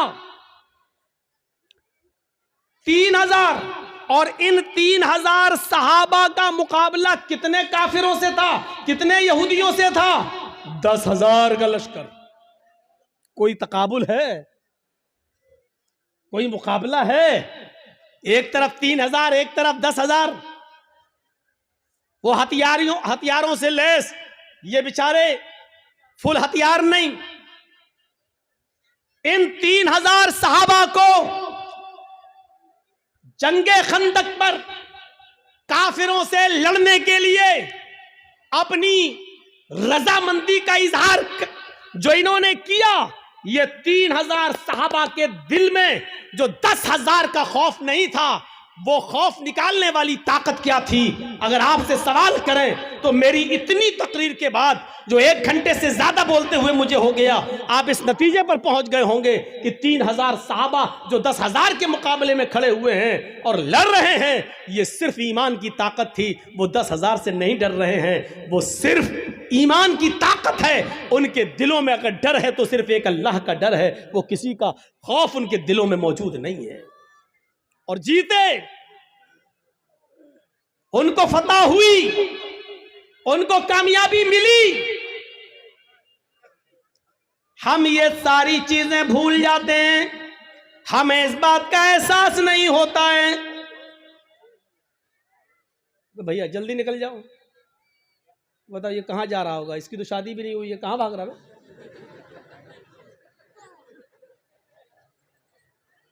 वो देखो, वो चाचा उठ के जा रहे हैं बीच में जब कोई उठता है तो मुझे पता नहीं क्यों इतना डर लगता है। एक बार हैदराबाद में प्रोग्राम कर रहा था ना, तो बीच में एक आदमी उठ गया, तो मुझे पता नहीं उठा, पेशाब करता है, सीधे आया, मेरा माइक पकड़ के और माइक फेंक दिया उठा के। और फिर उसके बाद अंडे चले, टमाटर चले, जूते चले, चप्पल चली। तो उस दिन से एक दहशत तो होती है ना, फिर बीच में उठ रहा कि फिर कोई खड़ा ना हो जाए। तो वो उस दिन से ये है बस भाई, जिसको उठना हुआ करे वो पीछे बैठा करे, जब चाहे तब निकल जाए। जो आदमी आगे बैठते उनको मालूम है ना उनको कितनी बार पेशाब आता है, ज्यादा आता तो पीछे बैठो। और मेरी तकरीर हो रही है, पता नहीं पेशाब क्यों नहीं रोक पाते हैं आप लोग। लोग तो दिल की धड़कनें रोक लेते हैं। एक बार डॉक्टर के पास गया, डॉक्टर मेरा हमने कहा डॉक्टर साहब जरा वो देख लीजिए मेरा पल्स। बोला नहीं नहीं नहीं तुम्हारा तो हाई होगा। हमने कहा अरे देख लीजिए डॉक्टर साहब, उसके बाद दवा। लेकिन आप, मैं मान नहीं सकता, हमें वो थर्मामीटर लगाने की जरूरत ही नहीं है, आपका पल्स देखना ही नहीं है, आपका वो क्या बोलते हैं उसको, बीपी, वो आपका हाई होगा, वो कुछ बड़ा ही होगा, नीचे नहीं हो सकता है। मैंने कहा डॉक्टर साहब सुन पड़ रहे हैं, हाथ पैर जरा कपकपी सी हो रही है। कहता कि जब आपकी तकलीफ सुन के हम लोगों के लेवल हाई हो जाते हैं, हम लोगों का बीपी हाई हो जाता है, तो आपका कैसे लो हो सकता है। उसने चेक नहीं किया, अल्लाह की कसम चेक नहीं किया, ऐसी दवा दी। बोला आपका नहीं करेंगे, हमें कसम है हम भी नहीं करेंगे आपका, और नहीं किया। पता नहीं, वो देखो बेचारे, देखो अब क्या करेंगे घर जाकर। अच्छा जितना बोलते हैं उतना और लोग उठते हैं। थोड़ी देर बैठ जाओ भाई, थोड़ी देर बैठ जाओ। अब उनको क्या बोले हम,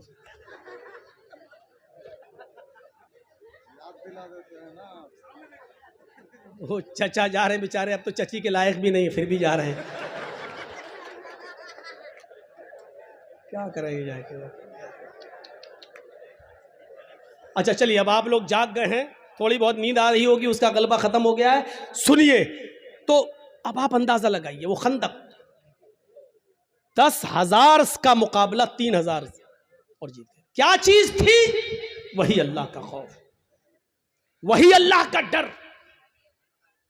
जैसे एक पुलिस वाले में ये ताकत होती कि वो अकेला नहीं, सरकार की ताकत है उसके पास, ऐसी जो पक्का सच्चा मोमिन है वो डरता नहीं है। अल्लाह की ताकत है उसके पास, ईमान है उसके पास, ईमान की ताकत है उसके पास, उसको खौफ नहीं होता है, वो लड़ता है, आमादा हो जाता है।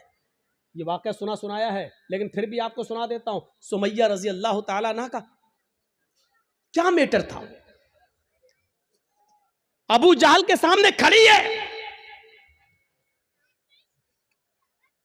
तबकात के अल्फाज है, इब्ने साद ने नकल किया है कि उसने सुमैया के कपड़े तक फाड़ दिए, फिर भी कहती है नहीं अल्लाह एक है। अबू जहल ने नेजा लिया, नेजा, तबकात के अल्फाज, वो नेजा उसकी शर्मगाह में दाखिल कर दिया। सुनना बहुत आसान है, लेकिन एक हल्की सी खरोंच हम बर्दाश्त नहीं कर सकते हैं, उसकी तो शर्मगाह में नेजा, इधर से डाला उस तरफ निकाल दिया, और हाथ पीछे से बंधे हो, वो नेजा पकड़ के निकाल भी नहीं सकती हो। और ऐसी कंडीशन में भी देखिए ईमान की ताकत क्या, वो ये नहीं कह रही अल्लाह मेरी हिफाजत फरमा, अल्लाह मुझे बचा ले इस दुश्मन से, ये नहीं कह रही है। उसकी जबान से जो जुमले निकलते हैं वो जुमले ये, या रब्बी सब्बित कदमी अला दीनिक, ऐ अल्लाह इसकी दी हुई सजाओं पर मेरे कदमों को साबित रखना, मेरे ईमान पर, कहीं इसकी सजाएं मुझसे मेरा ईमान न छीन ले। जान जा रही जाए, रूह निकलती निकल जाए, लेकिन ईमान, मेरी आखिरी हालत में ईमान ना निकल जाए। कहीं ऐसा ना हो कि इसकी दी हुई तकलीफें मैं झुक जाऊं और इसकी बात मान लूं और ईमान से हाथ धो बैठूं, ऐसा ना हो कहीं। सब्बित कदमी अला दीनिक, ऐ अल्लाह अपने दीन पर, अपने इस ईमान पर मेरे दिल को साबित कदम रखना, मेरे कदम को साबित रखना, मैं बहकने ना पाऊं, ईमान मुझसे न छीन लिया जाए। ये दुआ उसके मुंह से निकलती है। हम लोग तो जलसा खत्म होने के बाद कहते हैं अल्लाह जब तक जिंदा रखना ईमान पर, इस्लाम पे रखना, और जब खात्मा हो तो ईमान पर हमारा खात्मा फरमाना। हो गई तकरीर, खत्म, जाओ। अब 1 साल के बाद जब जर्जी साहब आएंगे तब तक आप इस्लाम पे अमल करेंगे, कोई मर गया तो वो ईमान पर उसका खात्मा हुआ है। हमने सब कुछ दुआओं को ही समझ लिया है। सहाबा किराम सब कुछ करने के बाद दुआ करते थे। अल्लाह के रसूल पहले अल्लाह पर भरोसा किए, 313 लोगों को निकाल के लाए। 313 सहाबा ने अपनी जिंदगी अपनी हथेली पर रख ली, सर पे कफन बांध लिया कि अब घर लौट के नहीं जाना है। 1000 का लश्कर सामने, अब अल्लाह के नबी दुआ कर रहे हैं कि अल्लाह अगर ये 313 मिट गए तो कभी जिंदगी में कभी जिंदगी में तेरा नाम लेने वाला कोई नहीं होगा। अब ये तू सोच ले, ऐ मेरे परवरदिगार, इनको जिंदा रखना है या नहीं। अगर तुझे अपनी इबादत बाकी रखना है तो हमारी हिफाजत फरमा, अगर अपनी इबादत बाकी नहीं रखना है तो हम मरते हैं मर जाएं, कोई परवाह नहीं। मेरे भाइयों, तसव्वुर करो, हमने क्या किया अपने आप को। बस हराम खाते जा रहे हैं कि अल्लाह हमें हराम खाने से बचा ले। सारी बुराइयां, हम शराब पीते जा रहे हैं, फिर कह रहे अल्लाह हमें शराब की लत लग गई, अल्लाह हमें शराब से बचा ले। अल्लाह के बंदे पहले सब कुछ छोड़ फिर दुआ कर। अल्लाह के बंदे पहले हराम छोड़ और हलाल खा और उसके बाद दुआ कर के अल्लाह मुझे अब जो हलाल खाया है इसी पर कायम रखना। अल्लाह हराम का लुक्मा मेरे हलक के नीचे ना उतरने पाए। अब दुआ करो, हराम खाते जाओ और दुआ करो अल्लाह हराम से बचा ले। शराब पीते रहो और दुआ करो अल्लाह शराब से बचा ले। बेपर्दगी के साथ हमारी माँ बहन बेटियां निकलती रहो और दुआ करे अल्लाह हमें पर्दा करने की तौफीक अता फरमा। जिंदगी में नहीं मिलेगी ऐसी तौफीक। इन्नल्लाह ला युगय्यिरु मा बिकौमिन हत्ता युगय्यिरु मा बिअनफुसिहिम। अल्लाह किसी कौम की हालत उस वक्त तक नहीं बदलता जब तक कि कोई कौम अपनी हालत को खुद बदलने की फिक्र नहीं करती है। पहले हमें चेंज होना पड़ेगा, पहले हमें बदलना पड़ेगा। पहले जमाने की औरतें अगर अपने बच्चों को बद्दुआ भी देती थी तो उसमें भी दुआ निकलती थी। बच्चा शरारत कर रहा है, कभी ये कभी वो उठाया फेंक दिया, कभी माँ परेशान, हाय हाय हाय माँ परेशान, और माँ ने गुस्से में अपने अंदाज में बद्दुआ दी। लेकिन आप इसको बद्दुआ नहीं कह सकते हो। जब देखा कि बच्चा बहुत शरारत कर रहा है तो बद्दुआ देते हुए कहा अल्लाह तुझे काबे का इमाम बना दे। गुस्से में बद्दुआ भी दी तो उसमें भी दुआ छलक रही थी। यानी उस जमाने की औरतों को गुस्से में भी ऐसी बद्दुआएं नहीं मालूम थी कि जो बच्चों की जिंदगी तबाह कर दे।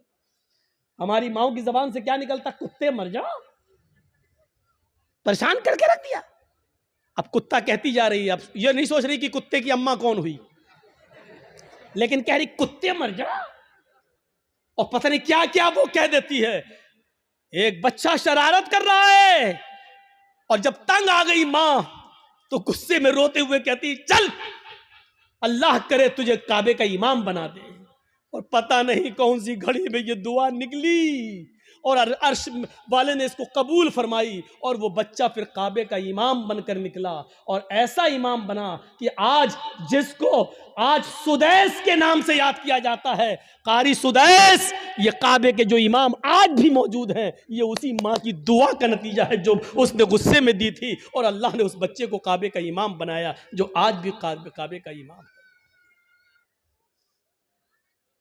जरूर उस माँ ने अपनी हलक के नीचे कभी हराम लुकमा नहीं उतारा होगा। अगर हराम लुकमा खाया होता तो ये दुआ कबूल ना होती। जरूर उस माँ की रगों में हलाल खून दौड़ रहा था और हलाल खून दौड़ने की दुआ का नतीजा था कि वो बच्चा काबे का इमाम बना। अगर आप चाहती हो कि हमारे बच्चे इब्न तैमिया बने, हमारे बच्चे सनाउल्लाह हमरसरी बने, हमारे बच्चे इब्न क़य्यिम बने, इब्नुल जौज़ी बने, हमारे बच्चे अहमद इब्न हंबल बने, हमारे बच्चे इमाम मालिक की तरह बने, तो आए मेरी माँ बहनों, तुम्हें अपनी रगों में हलाल खून दौड़ाना पड़ेगा, हलाल रोजी खाना पड़ेगी, रिज़्क़ हलाल का एहतिमाम करना होगा। आधी रोटी सही लेकिन हलाल, भूखा सो जाना गवारा है लेकिन हराम लुकमा खाना गवारा ना हो, तब तुम्हारे कोख से पैदा होने वाले बच्चे अपने तैमिया बनेंगे, इब्न क़य्यिम बनेंगे, सनाउल्लाह बनेंगे, इमाम मालिक बनेंगे, अहमद इब्न हंबल बनेंगे, तब बनेंगे। सब कुछ खाती रहो और कहो कि अल्लाह हमारे बच्चे को काबे का इमाम बना दे, नहीं हो सकता है। ये तल्ख जुमले तुम्हें सुनना पड़ेंगे।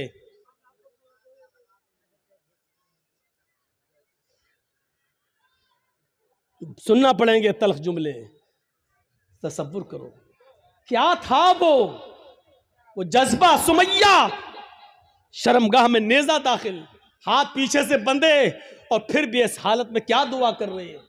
आप ये नहीं कहोगे आपका बेटा हॉस्पिटल में भर्ती है, वेंटिलेटर पर रखा हुआ है, या कोई बाप वेंटिलेटर पर रखा है, आप हमारे पास आएंगे जर्जी साहब महलदार पाड़ा में आए, जुमे का खुतबा देना है, आप पर्ची लेके आएंगे, मौलाना साहब जुमे के खुतबे में के बाद हमारे अब्बू के लिए दुआ कर दीजिए, अल्लाह उनको शिफाए कामिला अता फरमाए। ऐसे मौके पर भी आपको इस दुआ की फिक्र होगी कि हमारे अब्बू के लिए दुआ कर दो कि अल्लाह उनको शिफा दे, लेकिन इस मौके पर दुआ ये नहीं होगी कि अल्लाह रब्बुल आलमीन से ये दुआ कीजिए कि मेरे बाप का खातिमा ईमान पर हो, वो इस दुनिया से जाए तो गुनाहों से पाक साफ जाए, अल्लाह मेरे बाप को गुनाहों से तौबा करने की तौफीक अता फरमा। ये दुआ आप नहीं करवाएंगे मस्जिद के इमाम से और जर्जी साहब से, आप दुआ ये करवाएंगे कि कहो अल्लाह ताला उनको शिफाए कामिला और आजिला अता फरमाए। मैं ये नहीं कह रहा हूं कि ये दुआ करना गलत है, जायज है, लेकिन सुनो हजरत सुमैया ने उस मौके पर ये नहीं कहा अल्लाह मेरी हिफाजत फरमा, अल्लाह इसने नेजा मारा है तू मुझे शिफा दे, अल्लाह मेरी शर्मगाह में जो जख्म हो गया है उसको ठीक कर दे। उसने ये दुआ नहीं की, उसने दुआ ये की या रब्बी सब्बित कदमैया अला दीनिक, अल्लाह अपने दीन पर, अल्लाह ईमान पर मेरे कदम को साबित रख दे, अल्लाह ऐसा ना हो कि इसकी तकलीफें मुझसे मेरा ईमान छीन ले। ये क्या चीज थी? ये ईमान था, ये ईमान था। ये कौन सा जज्बा था? आइए जरा मुझे इस जज्बे की तरफ लेकर चलिए और बताइए ये कौन सा जज्बा था कि हजरत इब्राहीम अलैहिस्सलातु वस्सलाम को हुक्म होता है कि अपनी बीवी हाजरा को और छोटे बच्चे इस्माइल को बियाबान जंगल में छोड़कर चले आओ। इब्राहीम अलैहिस्सलाम अपनी बीवी हाजरा को और उस बच्चे को लेकर जा रहे हैं। उस वक्त तक बीवी को पता नहीं कि ये मुझे लेके कहां जा रहे हैं। मेरा शौहर है, जहां जा रहा है मैं भी जाऊंगी, मेरा शौहर है, मुझे उनके साथ चलना है, मेरे पति है, मुझे उनके साथ जाना है। चंद दिनों के सफर के बाद एक बियाबान जंगल आ जाता है। उस बियाबान जंगल के अंदर अपनी बीवी को छोड़ देते हैं, अपने बच्चे को छोड़ देते हैं। हाजरा को उसी जंगल में छोड़ दिया। इस्माइल जो अभी अपनी मां का दूध पीते हैं उसी जंगल के अंदर छोड़ दिया। थोड़ी देर बैठते हैं, सस्ताते हैं और फिर वहां से जाने लगते हैं। इस मंजर पर जरा गौर कीजिए मेरे साथियों, ये मंजर हमें कुछ और बताता है। उस बियाबान जंगल में छोड़ दिया। आज जिस जंगल को हम मीना के नाम से जानते हैं, मीना की वादी के नाम से जानते हैं, उस जंगल में छोड़ दिया है। आपको पहले उसकी एक कंडीशन बता दें, आप यहां से कलियाचक तक जाएंगे, जगह जगह पर आपको बिजली के पोल मिलेंगे, जगह जगह पर आपको बिजली के खंबे मिलेंगे, आप रोशनी पाएंगे और सीधे कलियाचक पहुंच जाएंगे। लेकिन उस जमाने में बिजली के खंबे नहीं लगे हैं, दिन में भी साएं साएं बीत रही है। इब्राहीम अलैहिस्सलाम ने, हाजरा ने उस जंगल में दाएं बाएं देखा, बड़े बड़े दरख्त तो लगे हैं लेकिन दरख्तों पर एक चिड़िया भी नजर नहीं आ रही है। चिड़िया कैसे नजर आएगी? क्योंकि दूर दूर तक पानी का पता नहीं है, पानी का नामो निशान नहीं है। चिड़िया भी ऐसे दरख्तों पर अपने नेस्ट, अपने घोंसले बनाती हैं जहां आसपास पानी हो, वो पानी पी सके और अपने बच्चों के लिए अपनी चोंच में पानी खींच कर लाकर अपने बच्चों को पिला सके। जब जंगल में दूर दूर तक पानी नहीं तो जंगल में एक भी चिड़िया, एक भी परिंदा भी नहीं दिखाई दे रहा है। सोचो, ऐसे बियाबान जंगल में हुक्म होता है कि यहीं अपनी बीवी को छोड़ दो।